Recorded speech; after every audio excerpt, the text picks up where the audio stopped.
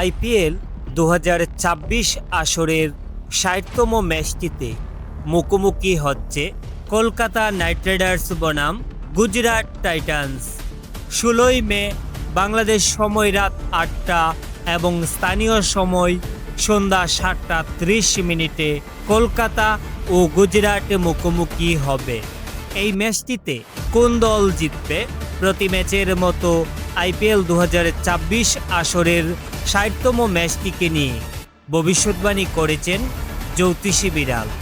প্রিয় দর্শক, বিস্তারিত জানতে চ্যানেলটি সাবস্ক্রাইব করে সম্পূর্ণ ভিডিওটি দেখতে থাকুন।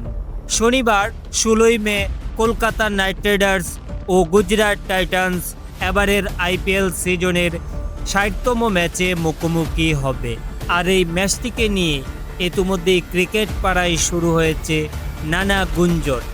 এদিকে দর্শক, এখন পর্যন্ত আইপিএলের চলতি আসরে কলকাতা ১১টি ম্যাচ খেলে মাত্র ৪টিতেই জয় নিয়ে পয়েন্ট টেবিলের ৮ নম্বরে অবস্থান করছেন। অন্যদিকে গুজরাট টাইটান্স চলতি আসরে ১২টি ম্যাচ খেলে ৮টিতেই জয় নিয়ে পয়েন্ট টেবিলের ২ নম্বরে অবস্থান করছেন।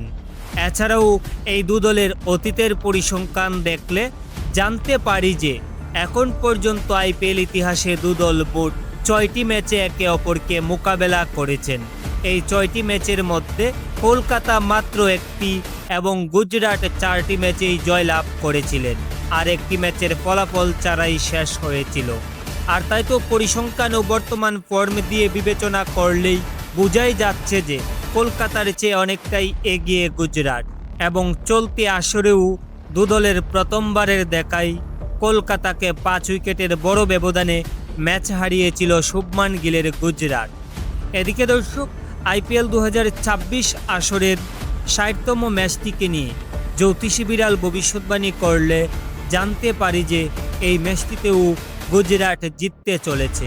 তো প্রিয় দর্শক, আইপিএল ২০২৬ আসরের ৬০তম ম্যাচটিকে নিয়ে আপনাদের মতামত কি?